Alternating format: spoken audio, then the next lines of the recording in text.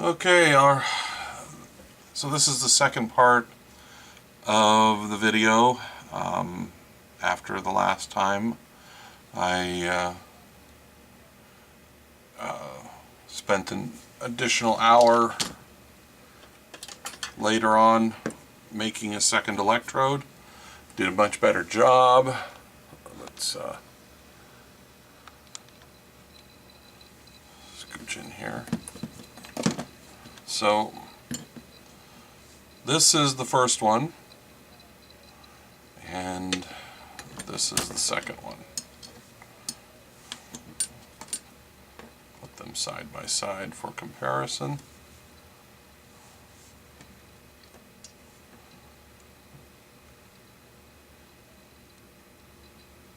You can see that the electrodes are the same length. In this one right here,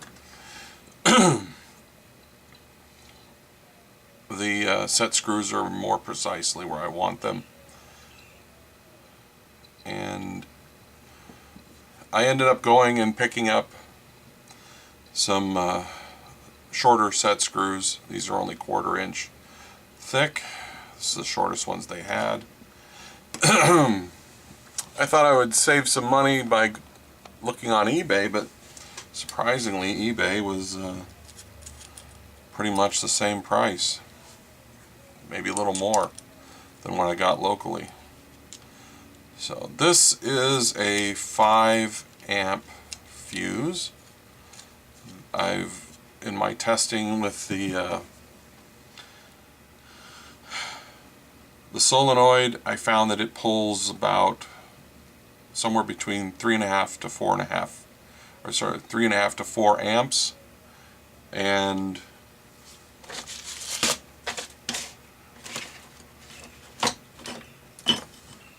oh, there it is. And that's with continuous operation. And the reason I'm going to put a fuse in that is if for some reason the solenoid got stuck, I would hope that it would blow the fuse. And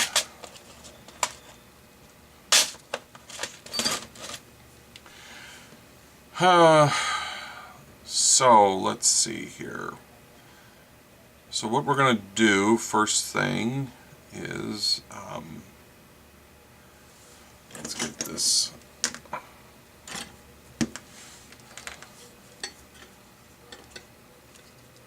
This is just a this is a rubber mounting insulating bracket of some kind.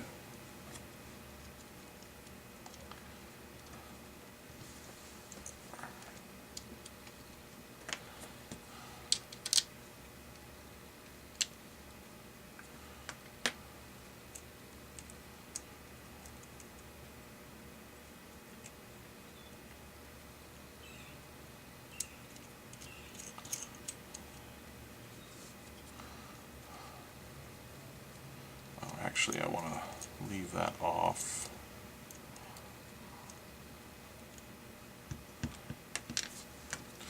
So this is where the this is going to come into play here.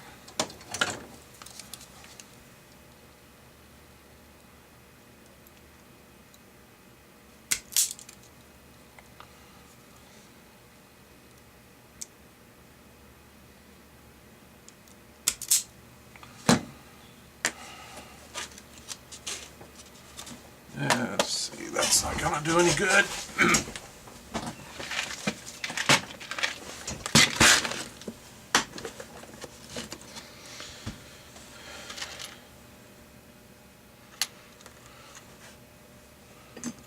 That's right, I brought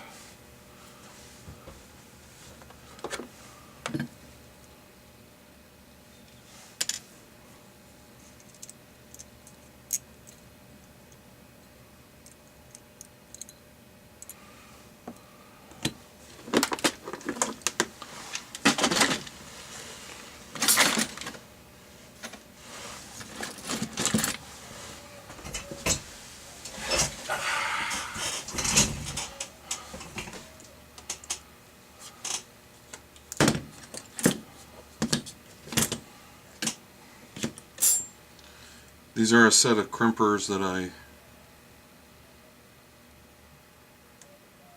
originally got off of eBay, and I highly recommend that you get a set of decent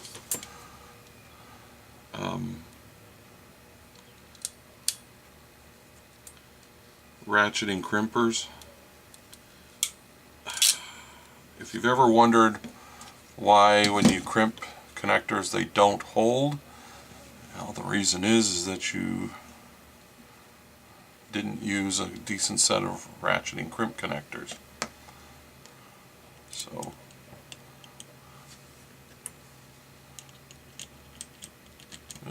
wrong one.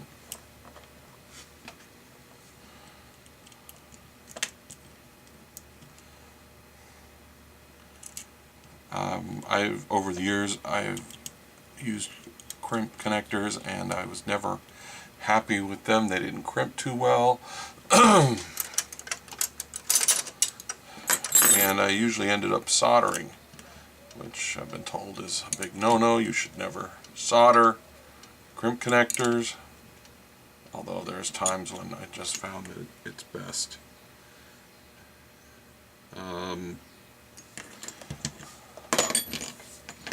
A crimped connector is actually a better connection than you'll ever get with solder when it works. And that's the key, when it works.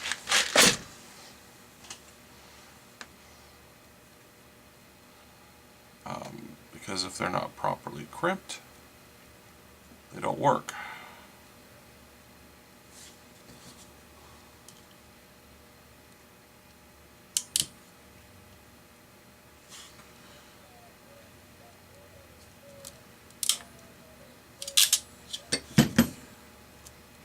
Like that.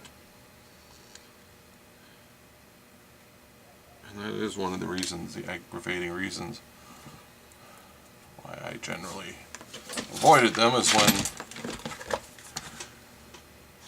sometimes they work really well and sometimes they do not.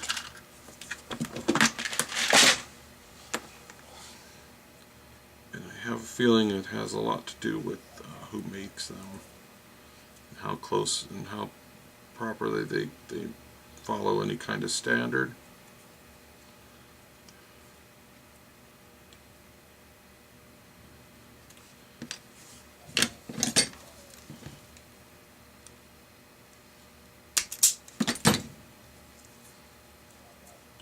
Oh, and I keep forgetting this. I usually don't say this in my videos because I would hope that if you're watching one of my videos, you're not particularly stupid, but I am not responsible for any harm that comes to you if you do anything that I am doing.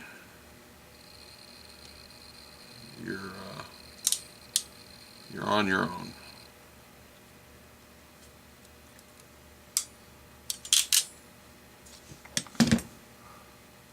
There we go. So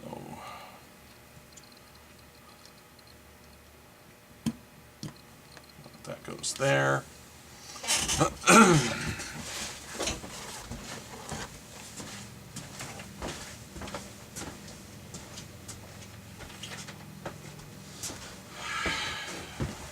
As usual, I'm a little paranoid about how close this stuff is to each other.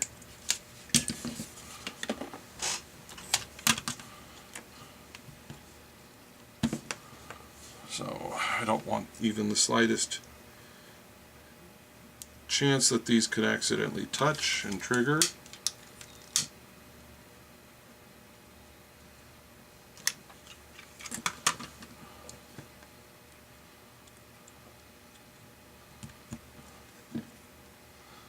So there's that.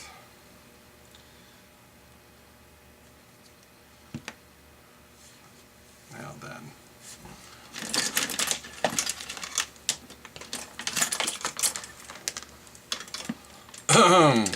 the other end of this we'll go to here and then to the switch.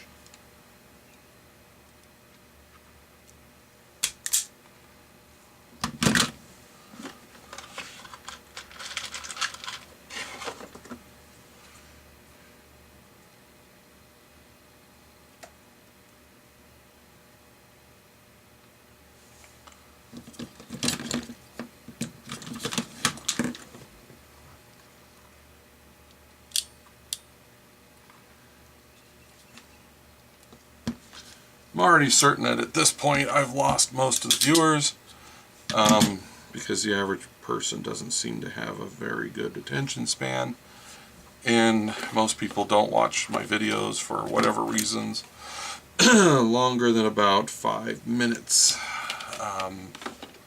Almost, I don't know how many people actually finish watching them. I would hope that occasionally somebody does.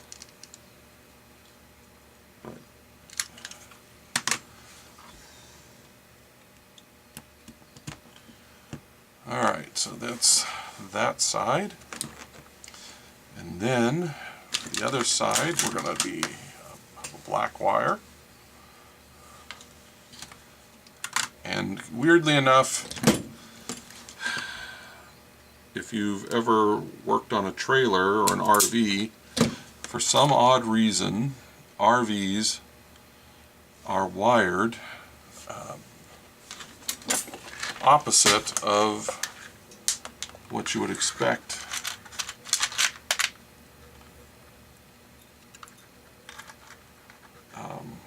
or how a car would be wired. In an RV, it's black to positive, white to negative. I'm not really sure why. Can't find any information on why that is. I only found out myself one time when I was working on my trailer and hooked up the battery and couldn't figure out why I kept blowing the circuit breaker. Oh, bugger. Oh, that's right. This was going to go on here.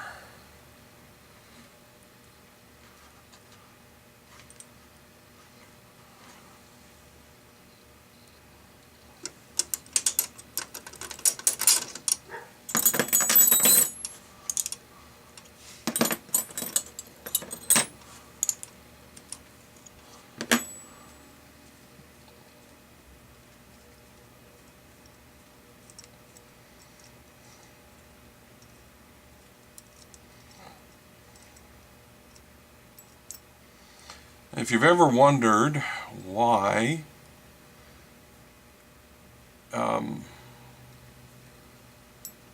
when your battery's low and you go to start your vehicle, why the solenoid chatters, you hear that buzzing noise, the reason is that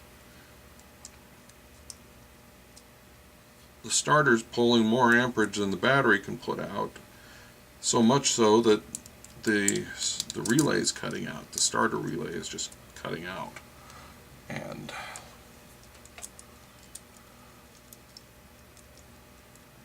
that's the reason for that chattering. Still haven't gotten over this cold or whatever it is I've got.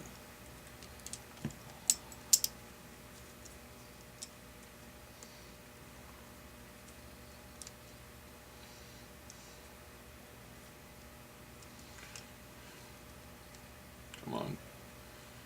Get in that socket.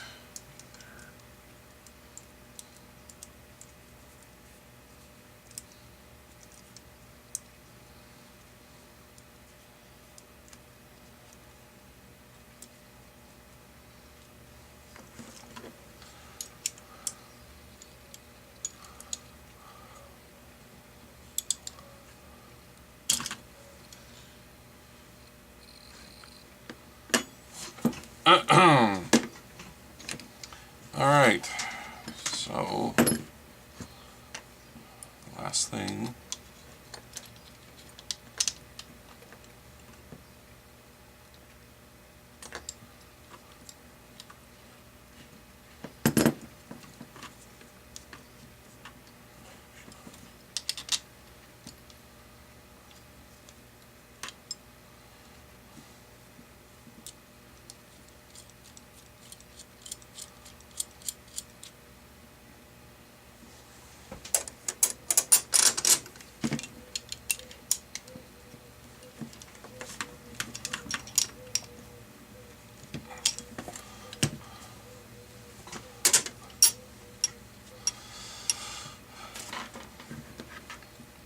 So that is this much of it done.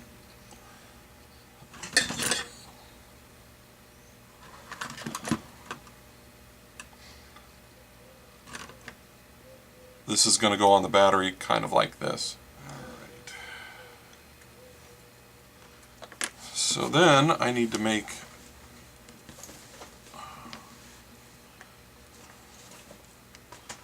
and we're going to go with a relatively long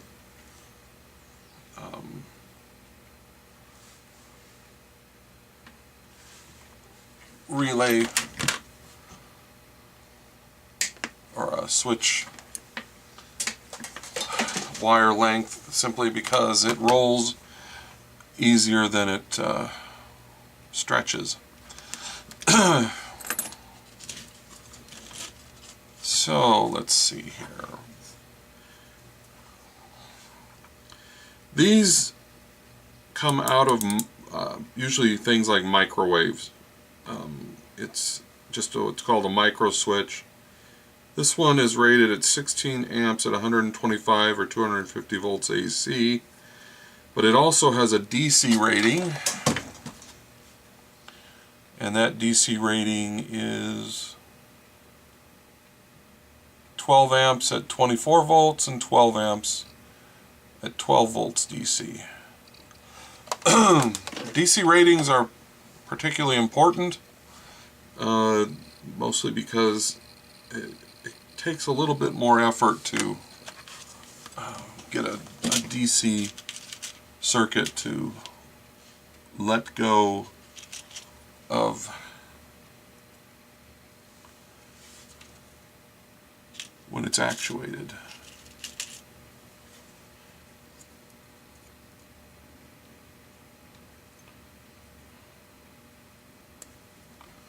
So we're going to need one of those, and we're going to need one of these. And there's two connections on this. This top one is normally closed, so when the button is up, this and this are energized. When the button is down, this and this are energized. So this is common, and they're marked on here. This is normally open, normally closed. So we're going to use the two bottom ones because we don't want this to be actuated normally. So let's see here.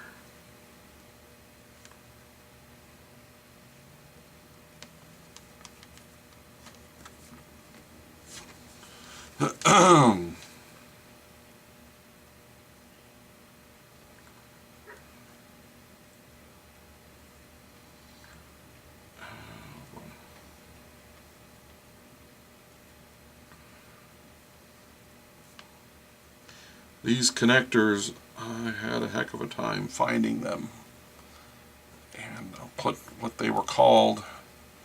You see them in cars a lot.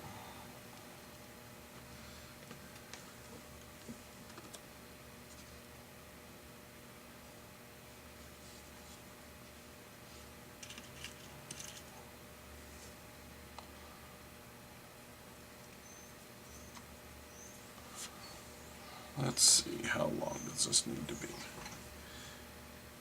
This may be a bit too long.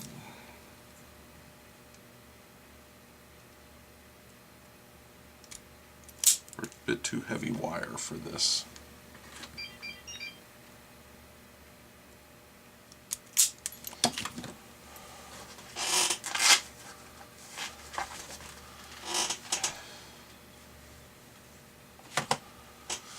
Alright, this uses a different crimper,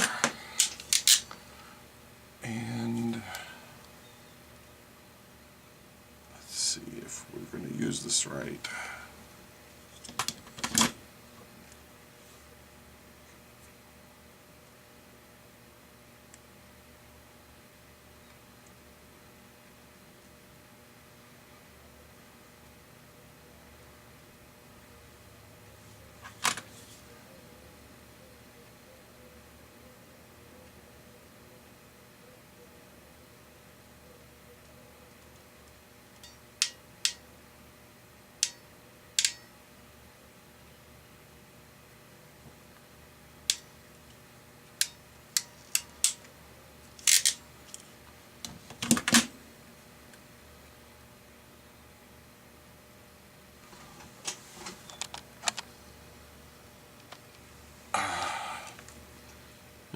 That worked pretty good. I like it. Comes with its own protector.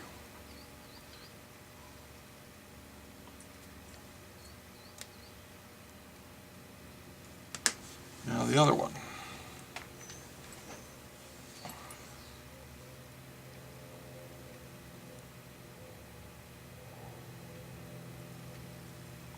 It's a little long.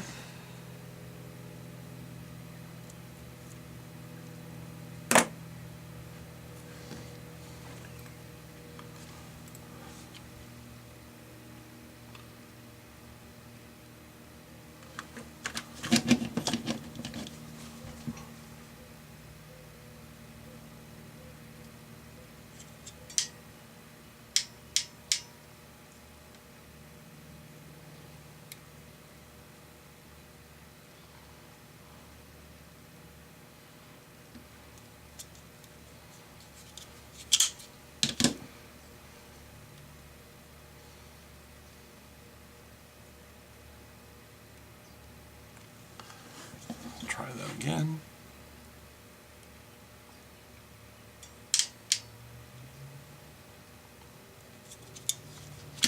Keeps kicking over.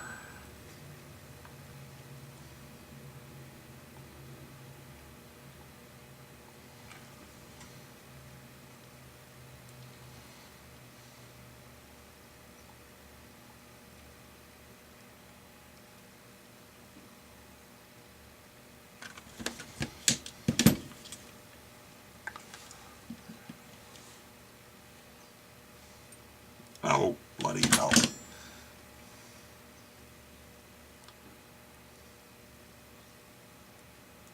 First one I kind of looked like an expert now.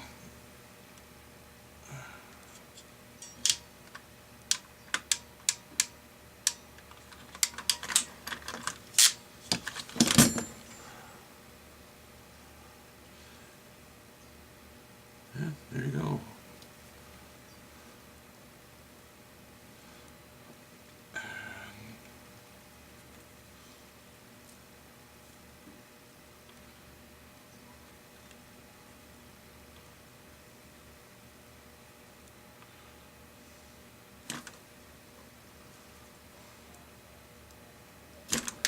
Oh, bugger.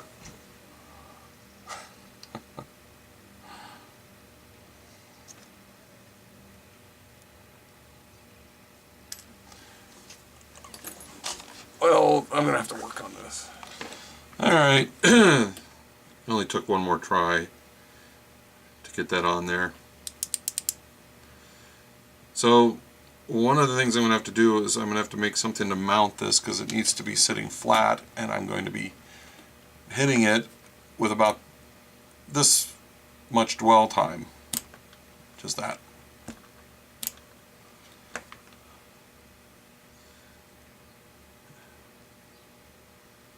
So I'm going to use these mounting holes, make a bracket or something, and put this on something to hold it upright and steady.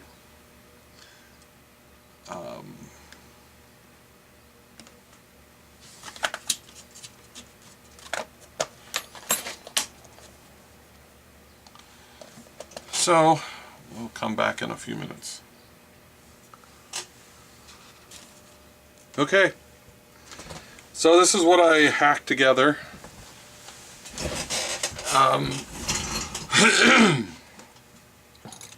It's a piece of wood I've used for multiple projects. I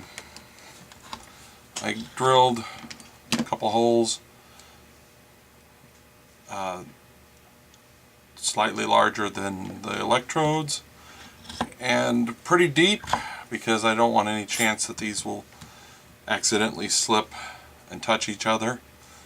And the wood should be enough of a insulator to, if you accidentally hit the button, it won't short. And then I took the switch and mounted it to a piece of aluminum angle iron, angled aluminum, and screwed it to this piece of wood. Ideally this would be hooked up to a foot switch, but at this point in time that's not going to be possible. If I ever do use it to make 18650 batteries, I will probably hold these together, build something that will hold these together with an insulator in between, and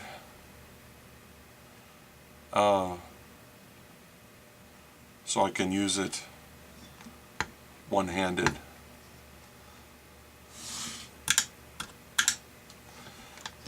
The first thing I'm going to try to spot weld is something from my kitchen that broke. It's pretty heavy duty stainless steel, and I chose that because it's less likely to blow up because of how thick it is. Oh, and the reason I chose the length of these leads are about 1 foot and then about 4 inches. That's the maximum distance. 1.6 actually is the maximum distance for about 200 amps continuous for 6-gauge wire. I got that information from a online calculator. Because this is an instantaneous, or very short duration pulse, it can probably have been longer. So that's why this is about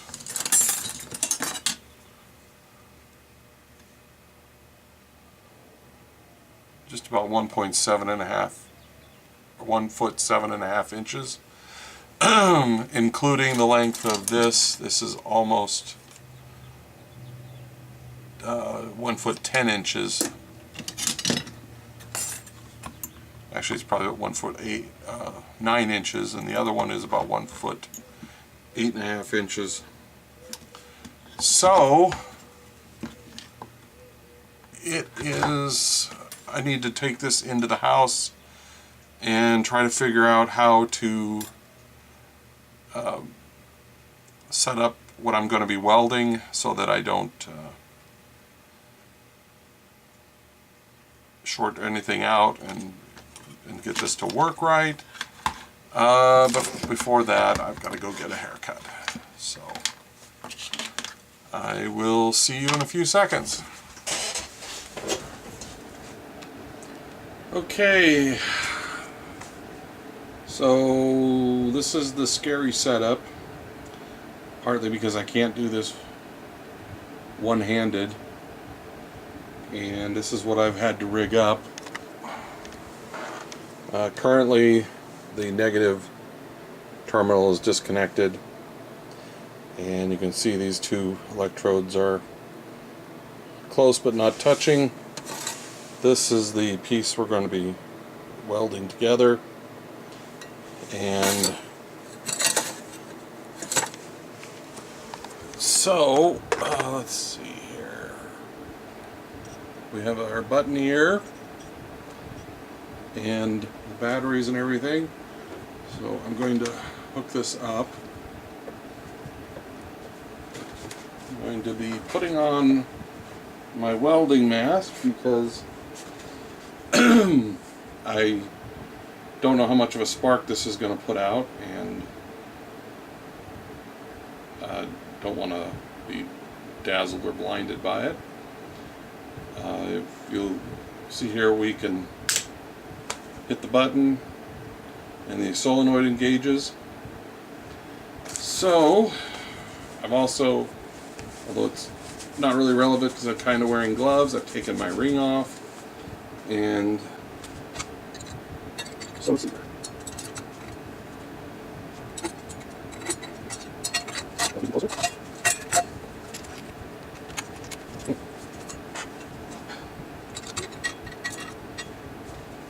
I have to make sure that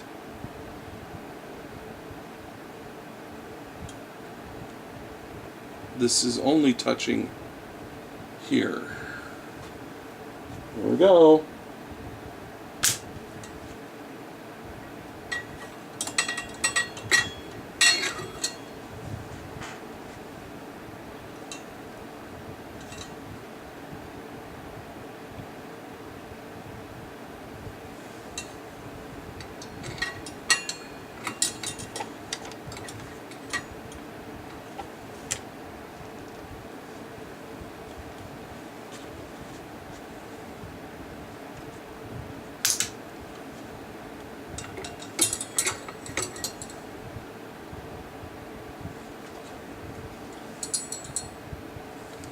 Let's see how that did. It did nothing.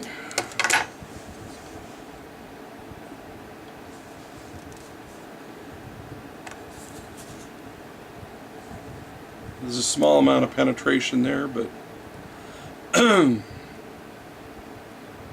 didn't get hot enough. So I have to reset.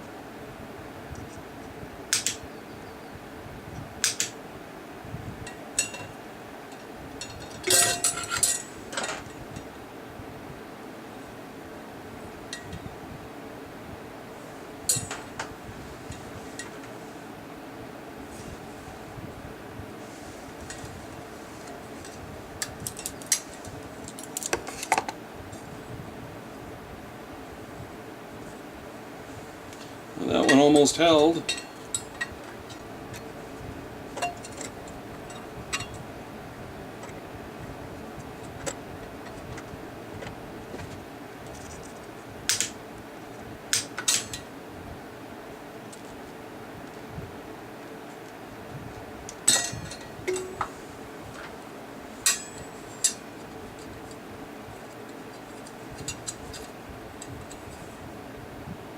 I think we're getting there.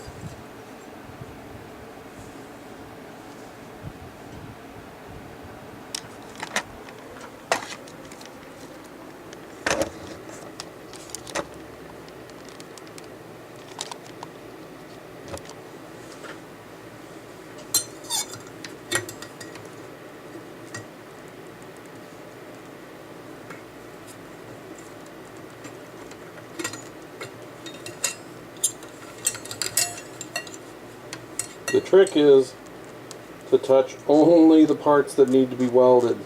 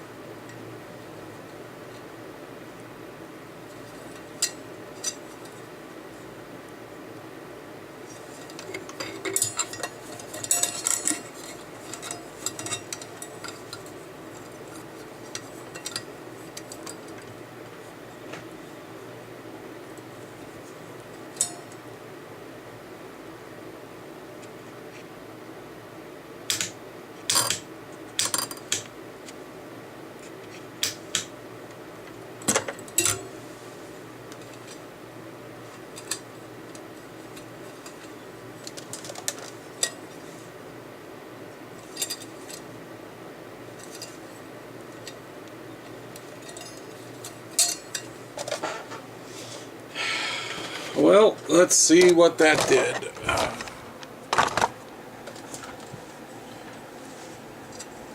So first off, battery cables are starting to get warm. Oh! Oops. Okay, before my phone rang, these were just starting to get a little warm. The electrodes themselves were a little too hot to touch, but nowhere near glowing.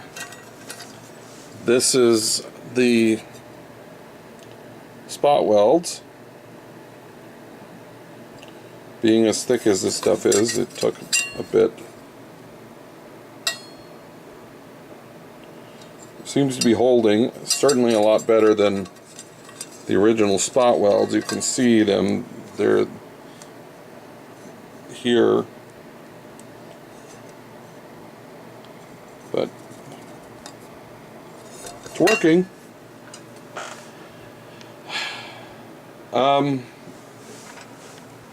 The electrodes are only slightly worn. Nice thing about this is to sharpen them back up, you just stick them in a drill, get yourself a file, and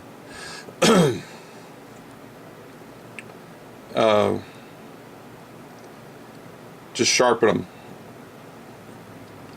So I would say that this is a success. Now if I need to do something with